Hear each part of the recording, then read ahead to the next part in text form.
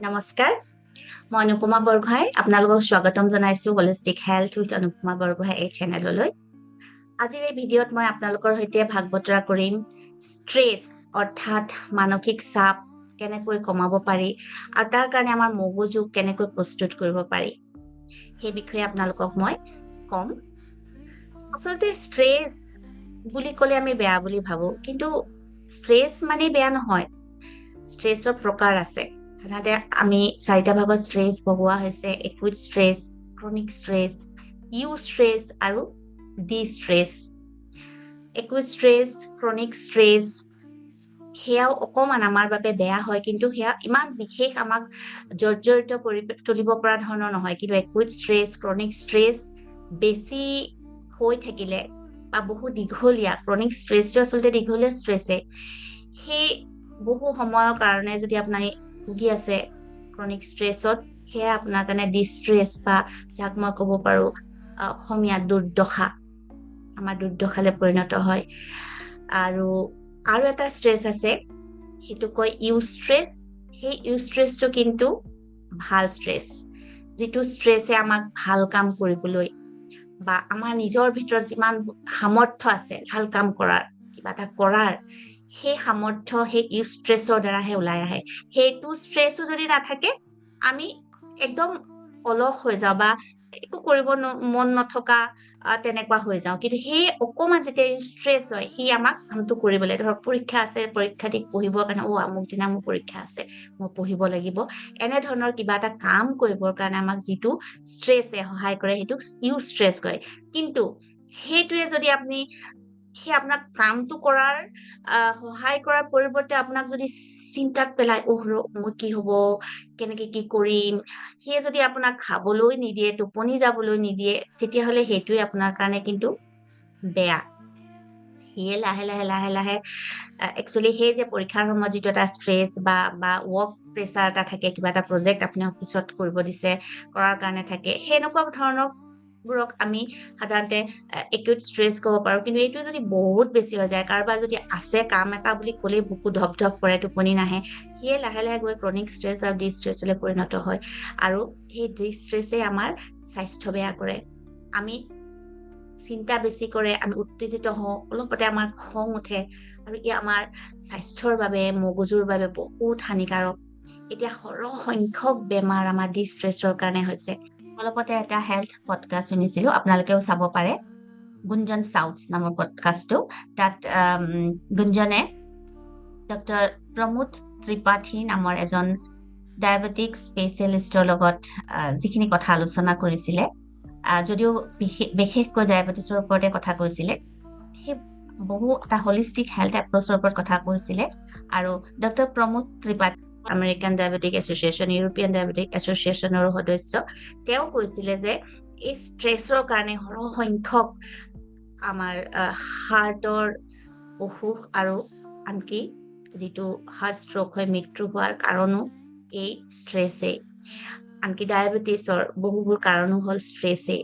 গতিকে ষ্ট্ৰেছ ইমানেই বেছি, মই পুনৰ কৈছো, ষ্ট্ৰেছ মানে আপোনালোকে ভাল ষ্ট্ৰেছটোৰ কথা নাভাবিব, ইউ ষ্ট্ৰেছ, এই ডি ষ্ট্ৰেছ বহু বেছি যিটো ষ্ট্ৰেছ হয়, আপোনালোকে শুব নোৱাৰে, খাব নোৱাৰে, অলপতে খং উঠে, বুকু ধপ ধপ কৰে, অনবৰতে উত্তেজিত হৈ থাকে, সেয়া ডি ষ্ট্ৰেছ। আৰু মই যদিও হলিষ্টিক হেল্থ, মই প্ৰশিক্ষণপ্ৰাপ্ত আৰু চাৰ্টিফাইড হেল্থ কোচ, তথাপিও মই কিয় ষ্ট্ৰেছৰ ওপৰত, মানসিক স্বাস্থ্যৰ ওপৰতে অধিক কাম কৰি আছো, এইটো কাৰণেই যে দেখিছো যে সকলো বেমাৰ আজাৰৰ মূল কাৰণ হ'ল ষ্ট্ৰেছ। আচলতে স্বাস্থ্য বুলি ক'লে আমাৰ 80% মন, 20%হে শৰীৰ। গতিকে এই 80% মনৰ ওপৰত যদি আমি কাম নকৰো, মনক যদি কন্ট্ৰল নকৰো, আমাৰ এই চাপবোৰক, নিগেটিভ চিন্তাবোৰক দূৰ নকৰো, তেতিয়াহলে সেই 20% শৰীৰৰ ওপৰত অকল কাম কৰি থাকিলে আমাৰ লাভ নহব। আৰু সেইকাৰণে আপোনালোকে প্ৰথমতে মই সকলোকে গুৰুত্ব দিওঁ, ষ্ট্ৰেছ আপোনালোকে কমাওক। আৰু তাৰ কাৰণে মই আপোনালোকক আজি 5টা ষ্টেপছ কম। প্ৰথমটো হ'ল আমাৰ এৱাৰনেছ, সচেতনতা। আপোনাৰ চিন্তাবোৰক আপুনি অলপমান লক্ষ্য কৰক, কি কথা বাৰে বাৰে আপোনাৰ মনলৈ আহে, সেইবোৰৰ এটা তালিকা বনাওক। আপোনাৰ হেল্থৰ লৈ কিবা কিবি নিগেটিভ চিন্তা বেছিকে আহে নে, ধন সম্পত্তিক লৈ আহে নে, সম্পৰ্কবোৰক লৈ আহে বা কেৰিয়াৰক লৈ আহে, কি কাৰণে আপুনি বহুত বেছি ষ্ট্ৰেছ বা মানসিক চাপ অনুভৱ কৰে, তাৰ এটা তালিকা বনাওক। তাৰ পিছৰটো ষ্টেপ হ'ল সতৰ্কতা, এলাৰ্টনেছ। যেতিয়াই আপুনি জানে যে বা কোনোবা এজন মানুহৰ লগত কথা পাতিলে আপোনাৰ মন বেয়া হয়, ভয় লাগে, সেই সময়তে আপুনি সতৰ্ক হওক। আপুনি কি কাৰণে বেয়া লাগিছে, এনেধৰণৰ কিছুমান টক্সিক কথা, সম্পৰ্ক এৰাই চলিবলৈ লওক। সেইটো আমি কম 3 নম্বৰত, সেইটো হ'ল এভইড কৰা, এৰা।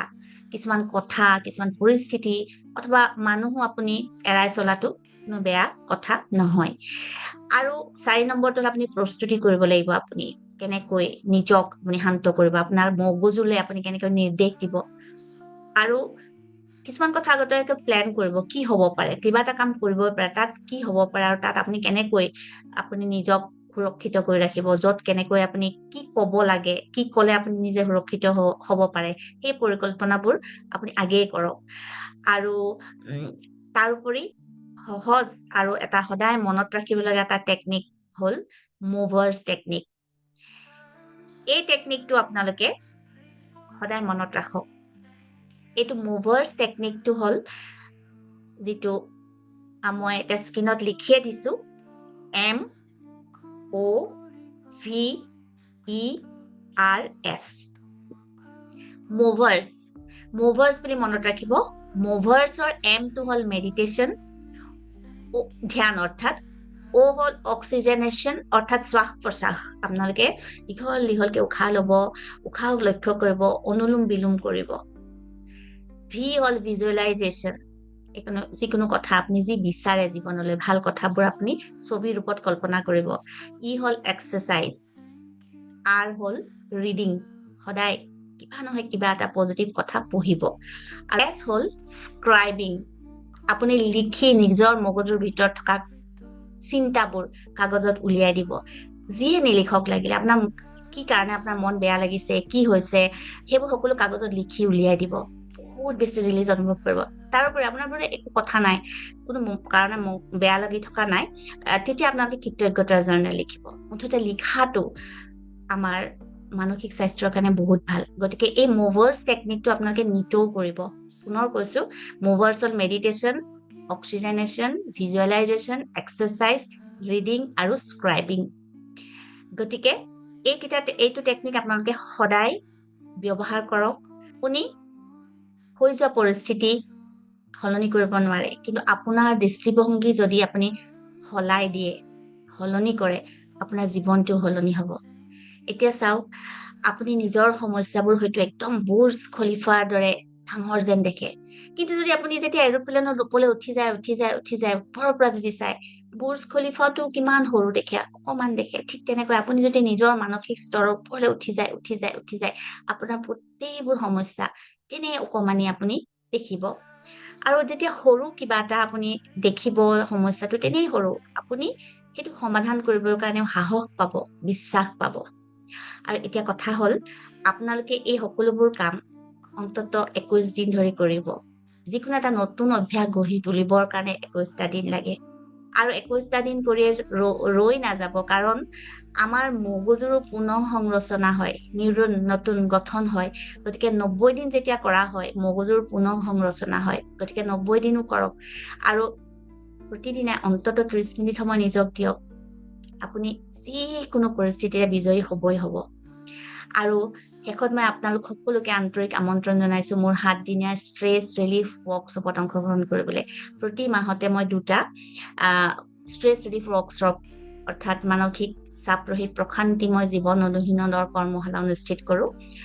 7 তাৰিখৰ পৰা 13 তাৰিখলৈকে প্ৰতি মাহত অসমীয়া ভাষাত, আৰু 20 তাৰিখৰ পৰা 26 তাৰিখলৈকে প্ৰতি মাহত ইংৰাজী ভাষাত এই কৰ্মশালা আয়োজন কৰো।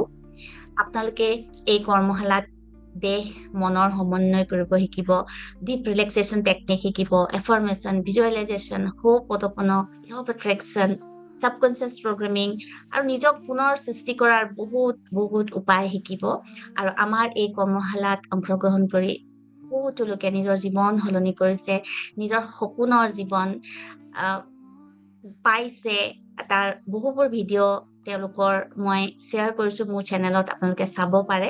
গতিকে আপোনালোকেও মাত্ৰ 7টা দিন নিজক দিয়ক।